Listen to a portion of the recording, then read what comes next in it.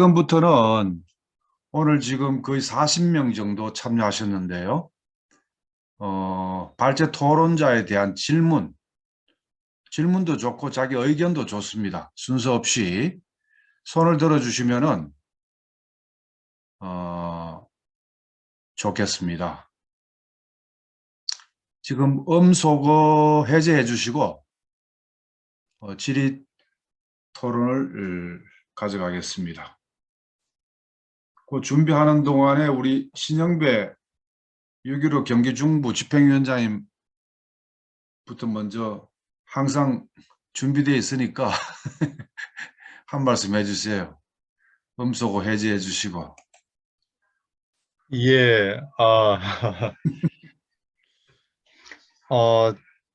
저는 이번 그 북쪽의 화성 17호 발사로 해서 이제 정말 명실상부하게 북한이 얘기했듯이 대외적으로도 어떤 핵무력 완성을 이제 인정하지 않을 수 없는 그런 상황에 와 있다. 그렇게 이제 보여지고요. 향후에 추가적으로 어떤 몇 가지의 더 어떤 SLBM이나 이런 핵탄두 소형화 또는 추가적인 핵실험 뭐 한두 번 통해서 아마 정말 누구도 이제 부인할 수 없는 그런 어떤 핵 완성, 핵무기 완성 그런 쪽으로 가지 않을까 그렇게 생각이 됩니다. 그러면 굉장히 그동안에는 우리가 뭐 모든 그 이슈들을 다 삼켜버렸는 게 북의 비핵화였습니다. 북이 비핵화를 하지 않으면 어떤 협상이나 대화도 있을 수가 없다. 또 대북 제재도 마찬가지로 비핵화가 되지 않으면 제재 해제도 없다. 뭐 이렇게 되었지 않습니까? 그래서 이 과연 이제 국내 우리 정부도 그렇고 미국도 그렇고 국제적으로 이 북의 비핵화가 이게 이제 논리적으로 가능한 일이냐. 아마 그런 미국의 어떤 비핵화 전략이 수정될 가능성도 있다.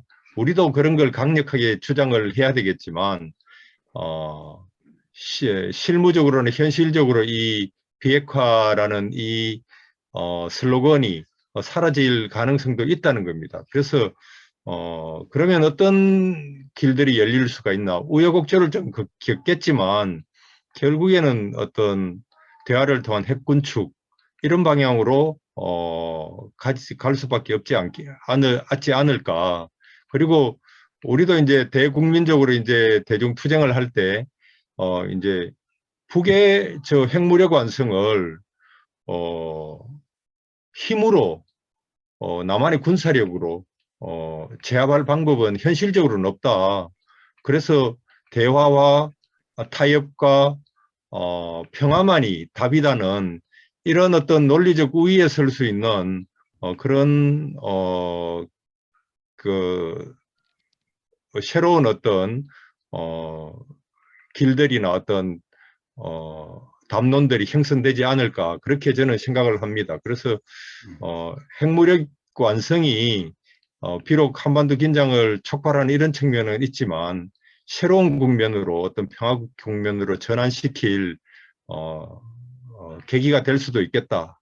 또 그런 부분들을 잘 활용해서 대국민 설득이나 어떤 또 미국 조야 설득 이런 데 우리가 나서면 의외로 또 좋은 결과를 가져올 수도 있을 것이다. 이렇게 생각합니다. 네. 자, 제가 어제 그 페이스북에다가 신형 화성 17호 발사 이후의 북의 선택은 이러면서 이제 짤막한 글을 하나 올렸는데 지금 아까 이제 SLBM 이런 얘기를 했습니다만은 지금 굉장히 큰 핵탄두 개발하는 이걸 과제로 두고 있고요. 그 다음에 전술 핵으로서 중성자탄과 EMP탄 이 두 가지를 이제 개발을 해서 실전 배치하는 겁니다. 그러니까 중성자탄은 인명 살상력이 굉장히 높고 EMP탄은 사람은 그대로 살리는데 시설과 이 전자장비가 다 파괴가 돼 버려요. 광범위한 지역에서. 그러니까 상공 한 뭐 높은 데에서 터뜨리는 겁니다. 그 핵 EMP탄 이런 거를.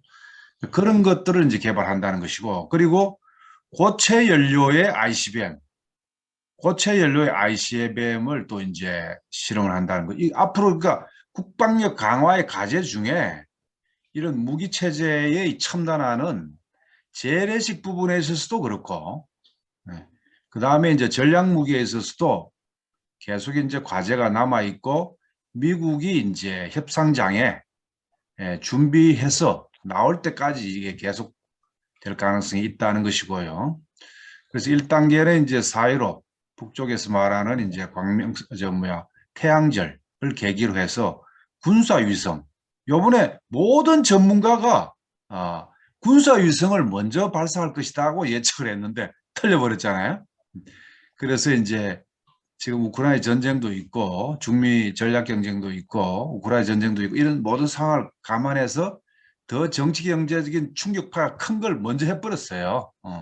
사실 4월 15일 이전에 군사위성을 발사할 가능성이 높다라고 저는 생각을 하고, 그 이후에도 이제 11월 달 4월 한미 합동 군사연습 어느 정도 할 것이냐에 따라서, 또는 이제 11월 중간선거 겨냥해서 미국 본토를 타격하는 데 대한 이 미국 국민들의 불안 심리에 기초한 게 있을 거고, 그게 안 되면 24년도에 이제 차기 정부에 기대하는 이런 또 이제 이런 단계별로 계속 이제 그런 작용이 있지 않겠나 이렇게 생각이 들고, 아까 손정목 부원장도 얘기했지만 이번에는 적당한 타협과 파기, 합의 깨고 뭐 이런 지금까지 수없이 94년도 제네바 합의 이후에 오늘날까지 합의하고 깨고 계속 미국이 그래왔지 않습니까?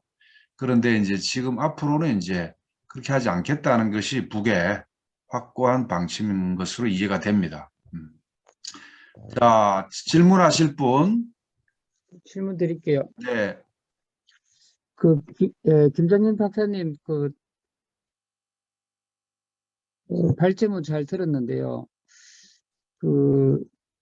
북의 제반격에 파키스탄처럼 미국에게 그에 상응하는 전략적인 이익을 부여하고 중러 동맹에서 이탈하고 주한미군을 용인한다고 이렇게 돼 있는데, 이 내용은 좀 새로워서 좀 더 추가적으로 좀 설명을 받았으면 좋겠습니다.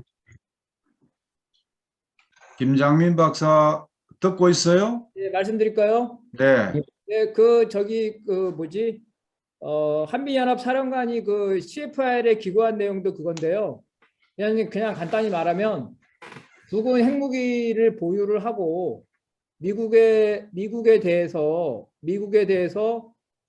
이 본토, 그러니까 상호 불가침 조약을 맺는 거겠죠. 그다음에 중국과 러시아처럼 핵무기에 대한 사찰을 받아들이고, 그 대신에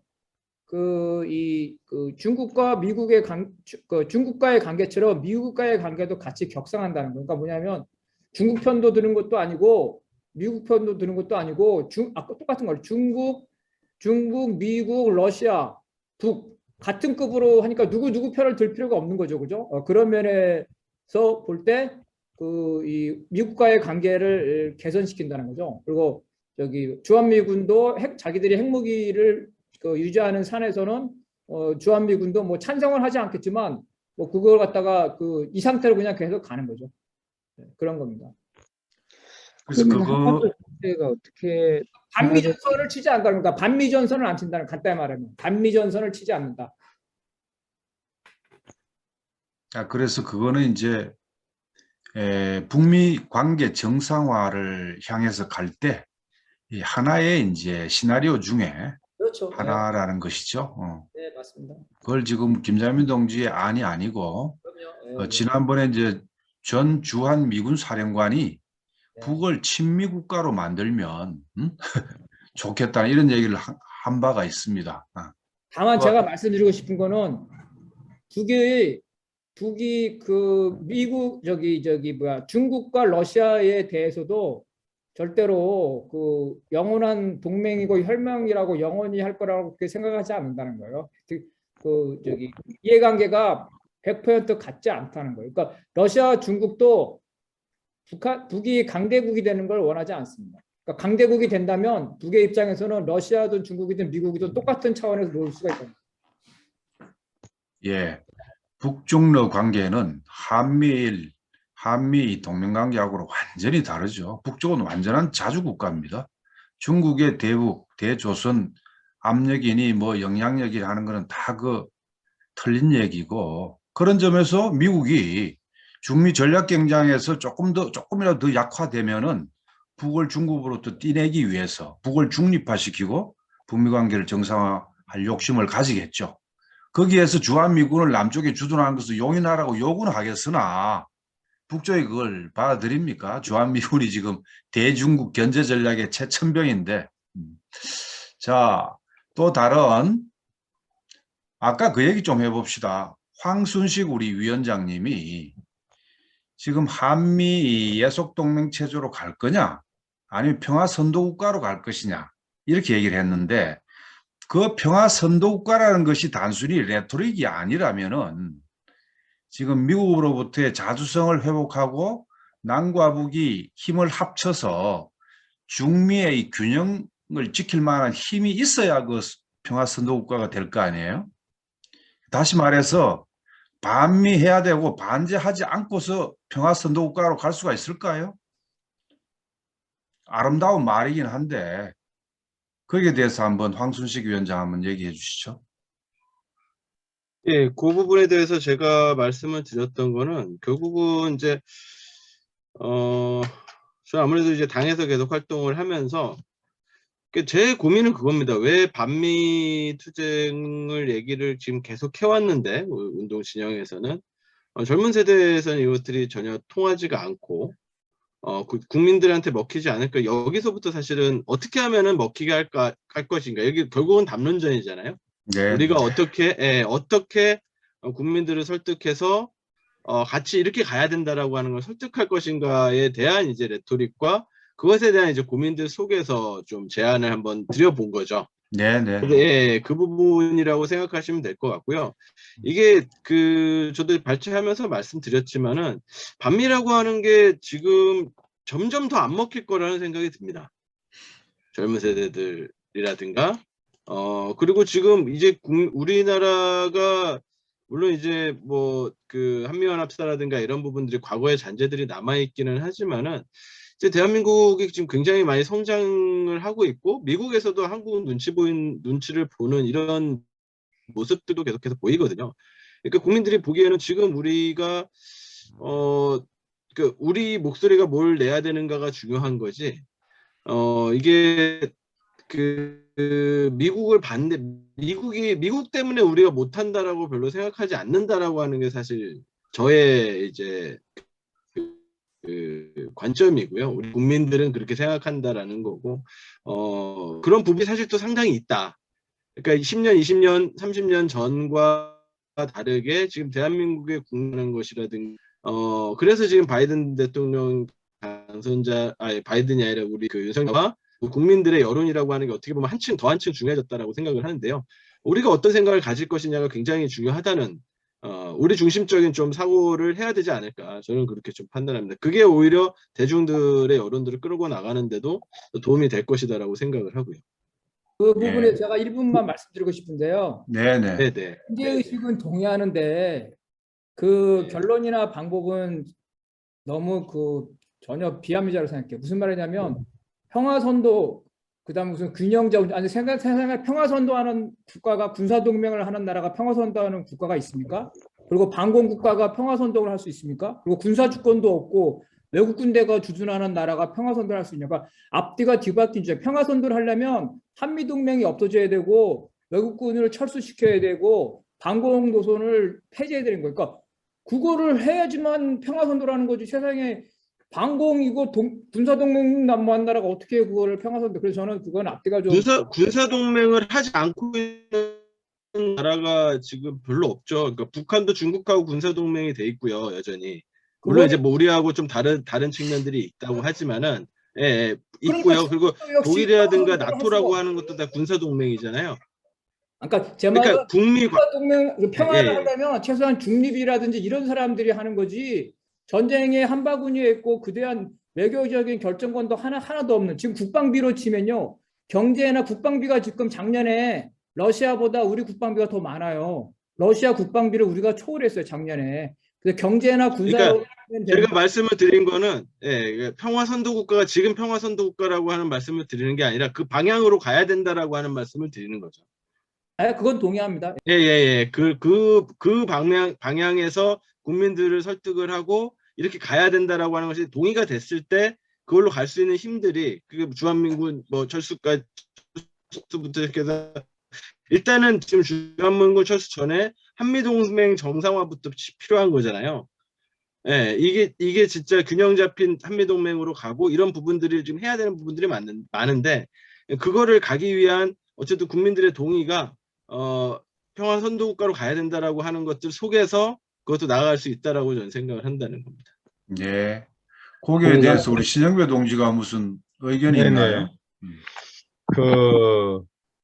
사실 우리 한미동맹은 우리 국민들 머리끝부터 발끝까지 다 체화되어 있고 또 신화화되어 있어서 이 반미라는 것들을 현실 대중운동 속에서 이제 적용시키기는 매우 어려운 측면이 있는 것도 사실입니다. 그런 측면에서 이제 황 위원장 고민이 있는 것 같고요.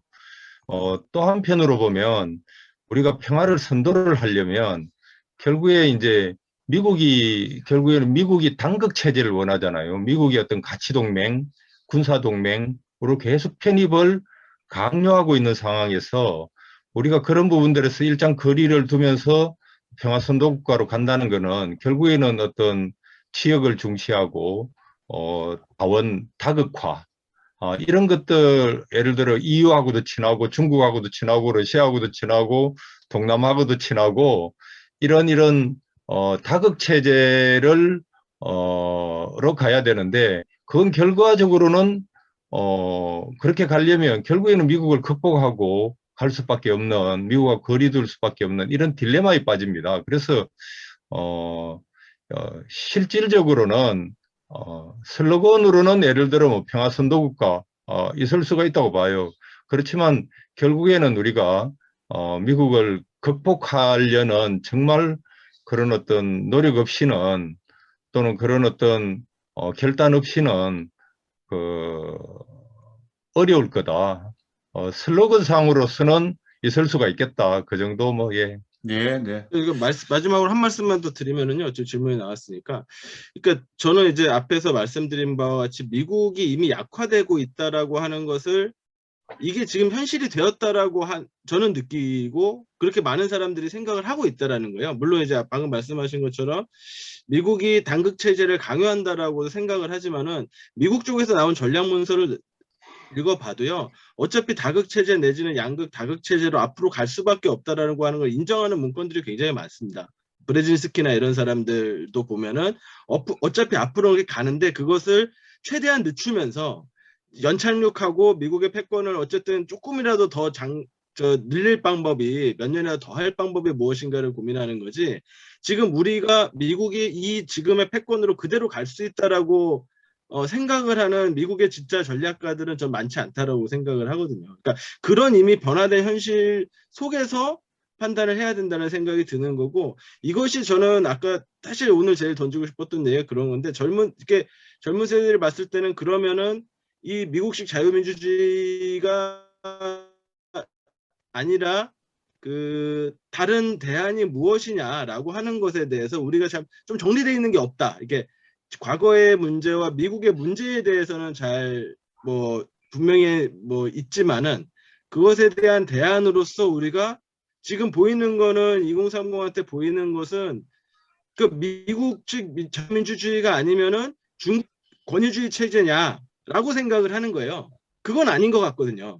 그러면 도대체 우리나라 국가 목표가 어떤 게 돼야 되고 어떤 사회를 가는 것이 바람직한 거에 대한 비전을 내고 우리가 경쟁을 해야 되지 않을까. 그렇죠. 지금 당장 요 한두 시간이 아니라 그 다음까지 좀 그 고민을 좀 해야 된다라고 하는 걸 좀 선배님들과 같이 좀 나누고 싶었습니다. 네. 저도 이제 완전히 생각이 다 정리되어 있는 건 아니고요. 우리 예. 황순식 위원장이 이제 진보 정당을 하다 보니까 2030을 비롯한 이 국민의 의식과 정서를 헤아려 가면서 이 북미 관계, 한반도 평화와 남북 관계 협력을 이제 어떻게 접목시킬까를 고민하는 이런 지금 그 논의 자체가 굉장히 중요한 것 같습니다. 그리고 방금 얘기한 것은 바로 그 진보 정당의 과제죠. 그리고 중국을 권위주의 체제라고 인식하는 자체가 오해가 많고요.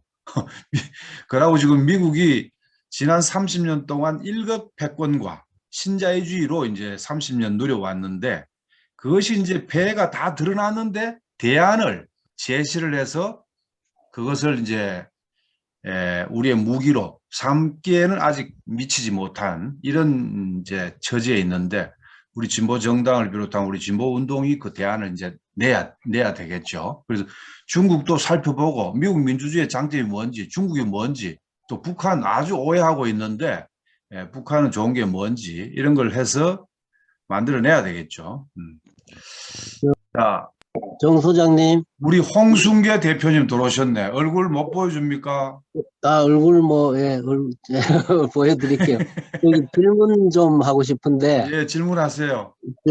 이제 말 나온 김에 정의당 황순식 위원장님한테 물어보는 게 적당할 것 같은데, 예, 우리 한국 사회가 경제력도 10위, 군사력도 6위, 또 민주화도 많이 진전되고, 그러다가 결국 국가보안법의 한계라든가 이런 속에서 이 반작용이 생기면서 이번에 또 정권이 교체되는 그런 상황에 와 있는데, 현재 어떤 한미 관계 하에서 한국 사회에서 선거에 의해서 선거로 자주 정부를 수립할 수 있다고 전망하는지, 정의당 그런 아무래도 이번에 또 정의당은 이번 대선에도 참여했기 때문에 한번 황순식 위원장님께 한번 질문 드려봅니다. 좋습니다. 예, 중요한 말씀이시고 소신껏 부끄럽기도 답변해 하지만, 주시오. 네, 진보 정당이 집권을 해야죠. 예, 거기까지 가야 된다고 생각을 하고요. 지금 여기 정성희 위원장님도 늘 말씀하시지만 지금 어쨌든 여기 계신 분들 많은 분들이 동의하실 거예요. 지금 진보가 많이 분열돼 있고 사실 이제 힘을 합치지 못하고 있고 그런 속에서 국민들한테 설득력도 좀 잃어가고 있고 이런 부분들을 어떻게 극복할 것인가. 지금 민주당에 대해서는 여러 가지 평가가 있겠습니다만 여러 가지 섞여 있겠지만은 기본적으로 뿌리부터가 거기는 진보나 말씀하신 이제 자주적인 이제 의식으로 만들어졌던 당이 아니기 때문에 진보 정당이 잘 바로 서고 국민들의 동의를 얻는 것이 저는 말씀하신 자주국가를 만드는 네. 목표다라고 원론적이지만 홍순식 우리 네, 대표님의 그렇습니다. 질의에 대해서 제가 좀 답변 드리겠습니다. 전 민주노동당 최고위원 겸 진보대 통합추진위원장으로서 답변 드리겠습니다. 제 생각은 선거만으로 자주국가 수립은 어렵다.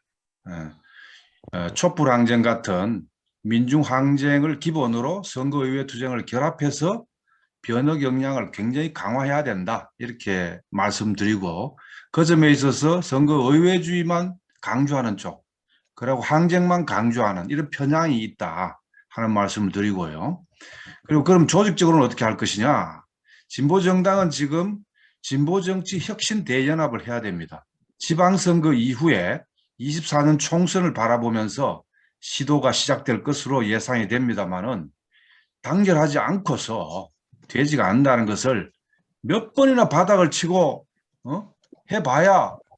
해봐도 아직 못 깨닫냐 이 말이죠. 그래서 진보 대연합당을 만들어야 되고 거기에 기초해서 민주당하고 일면 연대하고 일면 투쟁을 해야 된다. 민주당하고 이중대라고 욕먹기 싫어가지고 계속 비판 일색으로 가고 그런 식으로 해서는 안 된다. 민주당의 당원이나 지지자들은요 자주 평화에 대해서 매우 열정적인 사람이 굉장히 많습니다. 진보정당 당원만 진보정당 지지자만 그런 게 아니에요. 광범위합니다. 그 부분하고 하청연대를 안 한단 말입니까? 바보짓이죠. 그래서 우선 진보 정당을 다 묶어야 되고 그다음 민주당하고는 연대를 해야 된다. 비판할 건 비판하고 그렇게 해서 친미 수구 세력을 제압하지 않고서 아까 황신숙 위원장은 이 보수 정권도 장점이 있고 긍정적이 있고 뭐 한다 그랬는데 지금 정시에 전혀 안 맞는 얘기입니다. 그거는 옛날에 동서독 통일은 흡수 통일이었고 홀수상의 역할이 있었고요.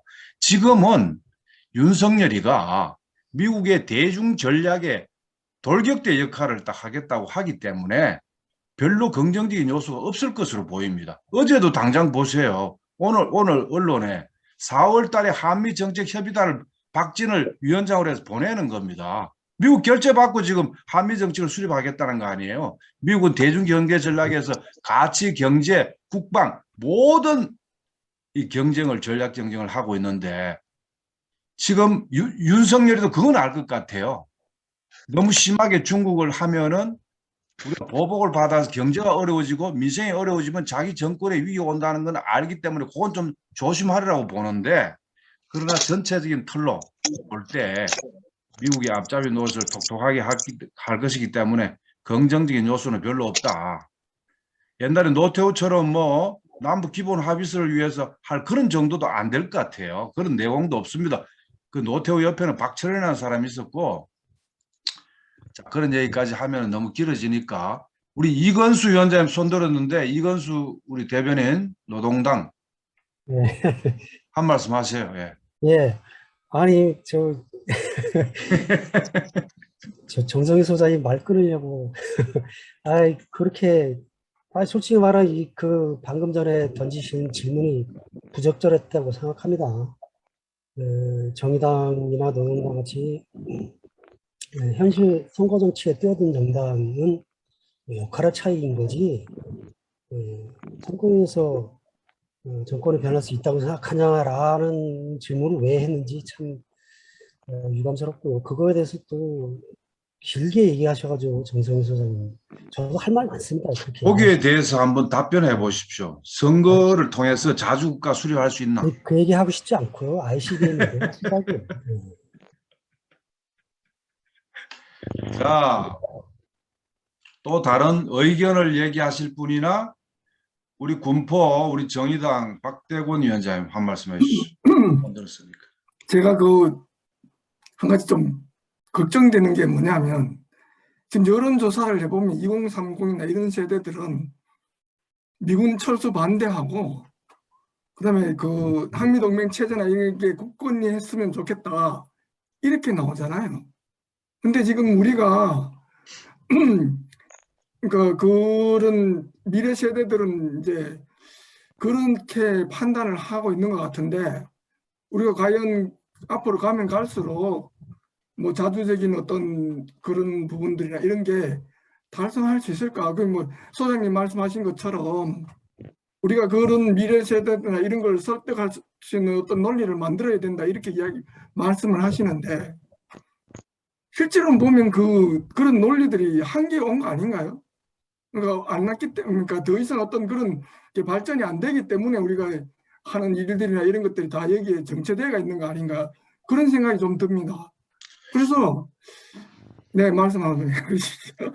아니 저는 현재 2030이 아까 황순식 위원장의 분석에 따르면은 미국 일극 패권주의와 신자유주의가 우리 2030의 현재 의식에 영향을 결정적으로 미쳤다.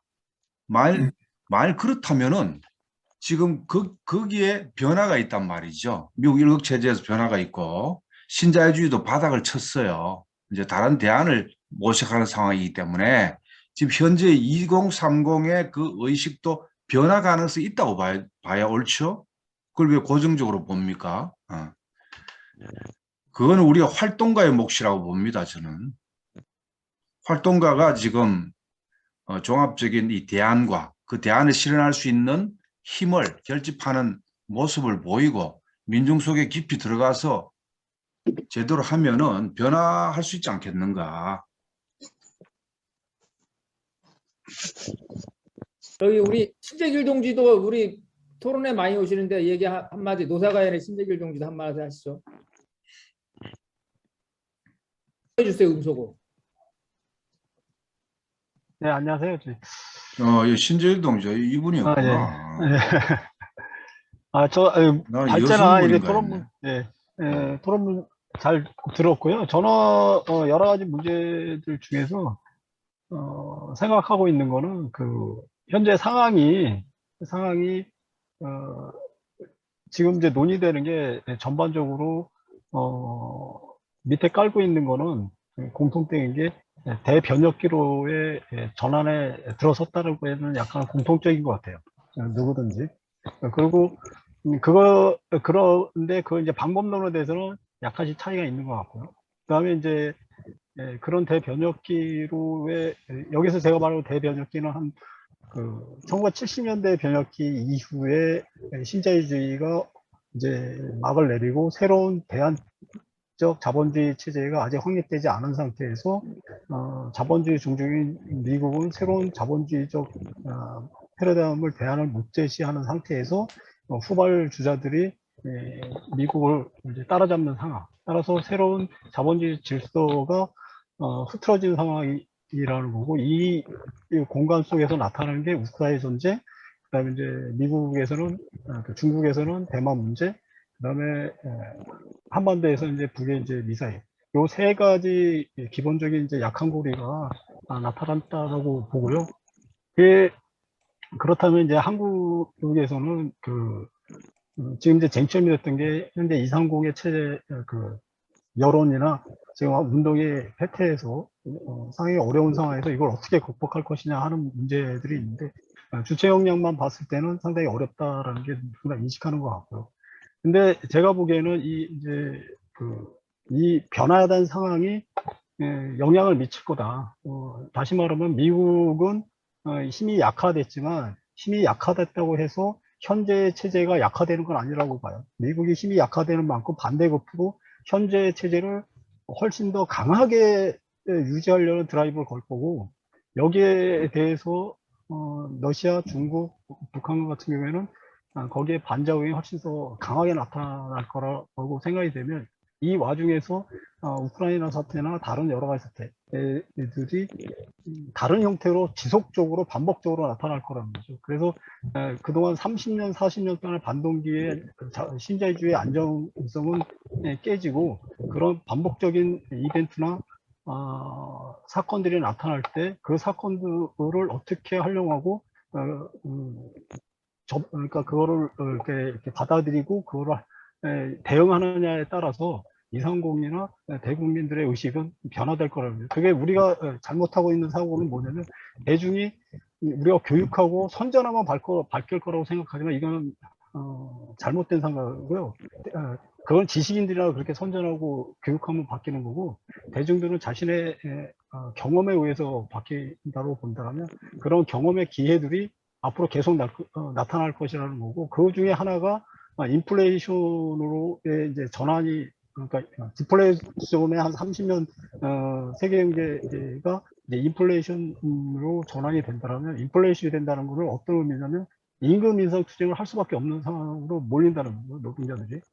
따라서 지금까지 디플레이션 상태에서는 임금이 현상 유지가 되더라도 디플레이션 때문에 실질 임금 상승 효과 때문에 임금 인상 투쟁이 위축되어 왔고, 그것도 견뎌왔던 상황에서 이제 세계 경제가 인플레이션으로 전환된 상태에서는 실질 임금이 저하되고 생활에 빡빡하게 되면서 대중 투쟁의 임금 인상 투쟁을 중심으로 대중 투쟁이 폭발할 수 있을 거다. 그것이 지금 당장 그렇게 되는 건 아니지만 그런 계기들이 이 세계 정세의 이벤트들, 사건들과 맞물리면서 대중 투쟁으로 나아갈 수밖에 없는 상황이 조성된다고 보고, 그렇다면 이러한 객관적 상황에 맞게 우리의 그러니까 태도나 자세나 전망을 가져야 되고 고민을 해야 된다, 이렇게 보고 있고, 그런 의미에서 지금 이런 토론은 참 의미 있었다고 봅니다. 좋습니다. 지금 단순한 인플레이션이 아니라 경제는 침체되면서 물가는 오르는 스태그플레이션이 이제 거의 모든 사람이 예상을 하고 있습니다. 그런 상태에서 스태그플레이션으로 실업률, 기업 도산하고 실업률 커지는데 물가는 높아지는 이런 상황에서 우리 2030이 싸우지 않으리라고 볼 수가 없고 그 과정에서 많은 체험을 하리라고 보고요. 그리고 지난번 그 우리 김대중 노무현 시기에 남북관계 좋을 때 이럴 때 2030이고 5060이고 의식 조사하면은요 전부 다 이 평화의식 이 굉장히 높았습니다. 자주 통일 의식이 높거든요. 그래서 정세 변화와 함께 의식은 바뀌기 때문에 너무 고정적으로 볼 필요는 없지 않는가 이렇게 생각이 듭니다. 어떤 사람은 그러더라고요. 북쪽에 김정은 위원장이 30대인데 남쪽에 30대는 지금 살기 어려워 죽겠는데 북쪽은 완전히 1인이 완전히 장악해가지고 나라를 끌고 가고 이런 걸 볼 때 너무 격차가 와서 반북의식이 더 커졌다. 이렇게 이제 얘기를 하는 사람도 있던데 어쨌든 간에 변화가 있으리라고 보여집니다. 거기에 대해서 우리 손정목 우리 부원장님은 2030을 어떻게 설득하는 게 좋습니까? 한 말씀 해주시죠.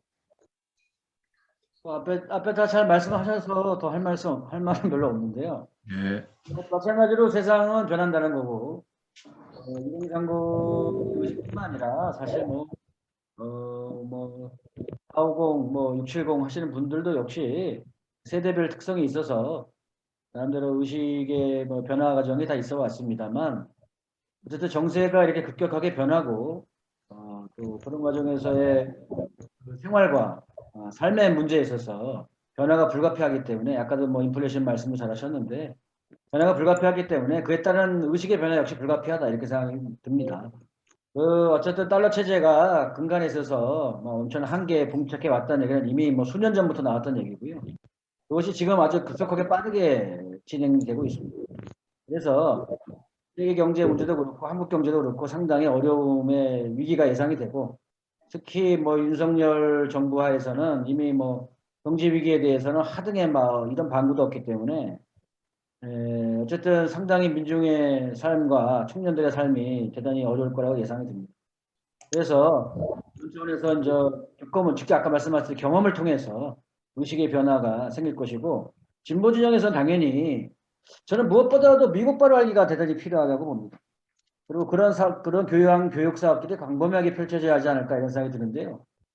이게 국내에 있어서는 미국이 참 나쁜 짓 많이 한다 이런 얘기 하시는 분들이 많은데 해외에 있어서 미국 애들이 어떻게 사업을 하고 또 어떻게 자기 이해를 관철시켜 나갔는가 어떻게 못된 짓을 했는가 이런 것에 대해서는 대단히 반대한 것 같아요. 홍콩이나 미얀마 문제도 그렇고 최근에 우크라이나 문제도 그렇고 다 러시아가 잘못했고 중국 정부가 잘못했고 이런 식으로만 비난을 하는데 미국이 이번에 러시아하고 재밌는 게 이번에 러시아가 열린사회재단이 조지 소로스를 수배했습니다. 체포영장을 발부했고요. 그다음에 중국은 글로벌 테러리스트라고 지명을 했죠. 이 사람들이 이 조지 소로스 같은 열린사회재단이 친미 NGO들을 대거 양성해서 돈을 주고 그래서 각국의 친미 정권을 세우는 색깔혁명을 일으키는 실질적인 역할을 많이 수행을 해왔습니다. 우크라이나도 그렇고 또 이번에 1월달에 했던 카자흐스탄도 그렇고 작년에 했던 벨로루시도 그렇고 또 미얀마도 그렇고 등등의 수많은 지역에서 어쨌든 수많은 친미 색깔혁명을 일으키는데 이들이 친미 NGO들을 양성하는데 엄청난 돈과 인력과 심지어 무기까지 지원해서 군사훈련도 시키고 이런 짓거리들을 많이 해가지고 이번에 아예 글로벌 테러리스트다 이렇게까지도 얘기했다고 하는데요. 어쨌든 미국이 벌이고 있는 온갖 가지의 음모와 이런 여러 가지 것들 드러난 것만 갖고서도 정말 미국이 무엇인가, 미국이 어떤 곳인가라는 것에 대해서 정말로 같이 많은 대중적으로 진짜 많이 알려나가야 되지 않을까. 네. 자, 다른 분 또 말씀하실 분 없습니까? 없으면 시간이 많이 지났기 때문에 발제 토론자 말씀을 한 말씀씩 듣고 정리하는 게 어떨까 싶은데요. 우리 박대곤 위원장 손 들었네요. 예. 예, 제가 좀 궁금해서 저는 좀 모르는 게 많으니까 그러니까 제가 이야기한 걸 한번 이야기를 해보겠습니다. 네. 지금 미국이 저렇게 미사일을 쏘고 이렇게 하고 있고 그 다음에 미국 정부가 바뀐 것도 한참 지나고 이렇게 있는데 근데 미국이 저렇게 미사일을 쏴도 미국 정부나 이런 쪽에서 어떤 뭐 메시지라든가 뭐 이런 게 나오는 게 없는 것 같아요. 그런 게 잘 안 보이는 것 같은데, 근데 실제로 지금 어떤 미국이나 근데 오히려 그 보면 그 뭐 뭐지 그 아파치 헬기 같은 것도 또 한국에다 더 투입을 하고 군사력 훈련도 강화하고 이런 거 보면 미국은 저게 그 이용해서 더 미사일 쏘는 걸 아주 그냥 기회라고 생각을 하고 자기네들이 한반도의 어떤 영향력을 더 집중할 수 있는 그런 방법적인 것만 계속 강구를 하고 있고, 지금 우리가 오늘 여기서 많이 이야기하는 뭔가 대화를 해야 된다, 뭔가 평화 체제를 구축을 해야 된다, 이런 데에 대한 거는 우리가 그냥 하는 얘기지 미국은 대화하고 싶은 생각이 제가 봤을 땐 전혀 없는 것 같아요. 그런 것들을 보면 그 우리가 내부적으로 물론 뭐 다음 정부가 바뀌어가지고, 근데 방금 이야기하시는 것도 보면 다음 정부가 바뀌면 뭐 미국의 지시에 의해 가지고 외교 정책이나 이런 것들을 한다고 하면 지금 우리가 이야기하는 한반도에 대해서 어떤 평화 체제 구축, 대화 뭐 이런 건 정말 요원한 거 아닌가, 이런 느낌을 저는 가지게 되거든요. 근데 여러분들 생각은 어떤지, 이런 근본적인 어떤 이런 문제들이 그 상당히 지속적으로 계속될 것 같다는, 또 실질적으로 보면 이때까지 또 그렇게 지속적으로 계속돼 왔고 향후에도 그렇게 될 거다, 이런 생각이 많이 듭니다. 그러니까 그 평화 체제하고 뭐 이런 부분들에 노력하는 이런 게 무의미해지는 거 아닌가, 이런 느낌을 좀 받거든요. 그런 게 한번. 네. 방금 그 질문에 대해서는 여러분들이 답변할 수 있겠지만은 제가 간략하게 말씀을 드리겠습니다. 우리 이 문제를 해결하는 역량은 세 군데에서 나와요. 북쪽, 남쪽, 국제, 이 세 군데에서 나오는데, 북은 이제 전략국가가 됐잖아요. 한반도 문제가 아니라 미 본토를 겨냥하고 협상장에 끌어당기려고 하지 않습니까? 근데 거기에 대해서 이제 무시 전략을 가죠. 공격할 수도 없고 협상장에 나가서 타협할 수도 없고, 그래서 무시 전략을 가는데, 무시 전략도 이제는 계속 단계를 높이기 때문에 오래 가기는 어렵다는 게 있고요. 남쪽이 문제입니다. 정권조차 윤석열이가 됐고, 우리가 만일 이 상황에서 광범위한 이 자주평화 운동을 벌이지 않는다면은 윤석열 치하에서도 국민들이 들고 일어나면은 그것이 미국 여론을 변화시킬 수 있는 변수가 된다고 봅니다. 그런 점에서 주체적으로 생각해야 된다고 보고요. 그다음 세 번째로는 국제 영향 관계가 변화되고 있다는 점입니다. 중미 전략 관계에 있어서, 우크라이나에 있어서 아까 많은 분들이 얘기했잖아요. 사우디가 그 전통적인 친미 국가가 어떤 태도를 가지고 지금 변하고 있는지, 그런 것들도 한반도에 영향을 주기 때문에 박 위원장님이 지금 우리가 군포에서 경기 중부에서 열심히 합시다, 자주평화운동 하고 미 대사관 앞에 자주 가고 이렇게 해서 들고 일어나면은 그것이 다 도움이 됩니다 라고 그렇게 저는 생각을 합니다. 제 생각입니다. 한 말씀 해주시죠. 예, 뭐 그 북한이 핵무기나 ICBM이나 이런 전략 무기들을 고도화하게 되고 전국적으로는 그렇게 될 것이 거의 확정적으로 보이긴 하지만, 그렇다고 이제 북의 승리다, 북미 간의 대결전에서 북의 승리다라고 낙관할 수 없고, 여전히 혼란이 지속될 것이다. 미국의 패권이 저물고 있지만 미국이 그냥 물러설 리가 없고요. 뭐 여러 가지 이번 사태를 계기로, 우크라이나 전쟁을 계기로 독일, 일본이 더 무장할 핑계를 만들게 됐고, 그래서 다극체제로 가는 것 아니냐라고 얘기하지만 지속적으로 혼란은 계속될 것이고, 그런 의미에서 제가 보기에는 한반도든 동북아든 전 세계든 희망적인 메시지는 없다고 생각하고요. 우리가 어떻게 단전 평화운동 그리고 한반도 평화를 위해서 노력하느냐에 따라서, 그 다음에 현재 열악한 상황이, 진보 진영의 열악한 상황이 금방 회복될 거라고 생각하지 않습니다. 아까 신대길 동지가 얘기했던 것처럼 교육이나 이런 것으로서 단기간에 될 것이라고 생각하지도 않고 시간이 필요하고 역사적인 대중들의 경험이 필요한데 그런 것들을 위해서 꾸준히 노력하는 수밖에 없겠다라는 생각이 좀 들었습니다. 예, 좋은 말씀입니다. 자, 황순식 위원장님. 네, 오순식입니다. 예, 뭐 좀 논쟁이 있을 수 있을 거라고도 생각을 하고 사실 토론문을 올렸는데요. 사실 지금 좀 이런 논쟁이 좀 필요하다고 생각해서 말씀드렸고요. 아까 예, 잘 받아주셔서 감사하고요. 저는 어쨌든 그렇습니다. 지금 2030이 결국은 이후에 사회를 바꿔야 될 동력이 돼야 하는데 사실 보면 이제 반전 평화 의식이라든지 민주 의식이라든지 젠더 평등 의식이라든지 이런 부분은 가장 높은 세대라고 봅니다. 굉장히 긍정적인 부분들도 많이 있는데 물론 이제 사회 연대 의식이나 공동체 의식 뭐 이런 부분들에 대해서는 전 세대보다 많이 약하지 않은가 이런 생각도 해봅니다.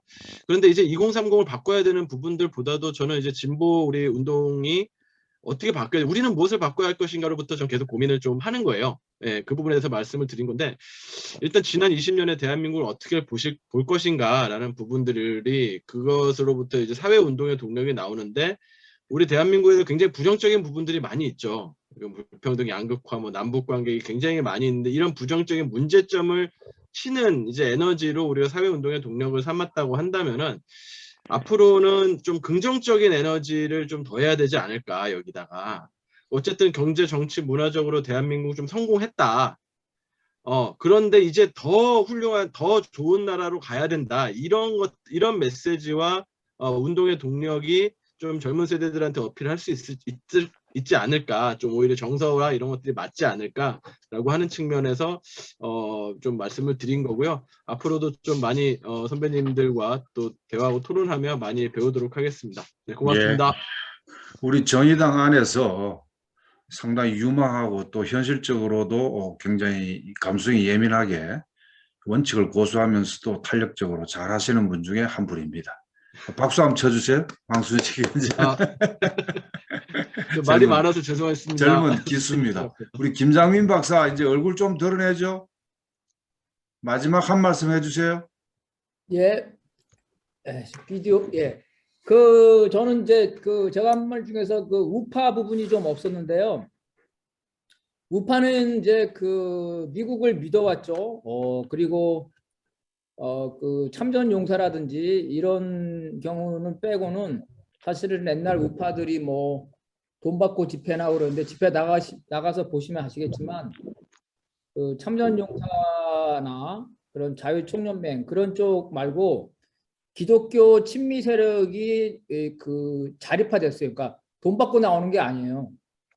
이념적으로 진짜 그게 맞다고 나오거든요. 그래서 이런 우파들이 있는데, 그러니까 전반적인 보수 세력은 정권을 잡기에는 어려운 지경으로 가는 것 같아요. 윤석열을 수혈을 받았지만 전반적인 보수는 축소되어 가고 있는데 구구파는 성장하고 있다는 거죠. 이 구구파 성장하는 거는 또 전 세계적인 상황이고요. 이런 면에서 볼 때 미국이 북의 핵무기도 폐기 못한다. 첫째, 북의 핵무기가 완성됐다. 두 번째, 미국이 북의 핵무기를 폐기 못한다. 이럴 경우에는 이런 수구 우파들이 미국과 대립될 수 있다는 거니까 미국의 영향력이라든가 미국의 어떤 거 달라서 쉽게 말하면은 아주 낮은 차원에서는 전술핵 배치를 요구할 거고 높은 차원에서는 핵 잠수함이라든지 핵 개발을 하려고 할 겁니다. 그럼 미국의 입장에서는 북이 핵무기가 완성됐다는 것을 인정을 한다면 전술핵까지는 받아들이겠지만 핵 개발은 절대로 안 받아들일 거거든요. 여기에 미국의 이 어려운 점이 있다는 거예요. 그래서 이 문제를 해결하지 못하면 결국 미국과 구구파가 서로 이제 다른 길을 가기 때문에 저는 전반적으로 북의 핵무장이 유지된다면은 우파 내부에서도 미국의 입장을 따르는 것과 구구파가 분리돼서 전체 우파들이 분열될 거라고 저는 그렇게 생각합니다. 네, 이상입니다. 예.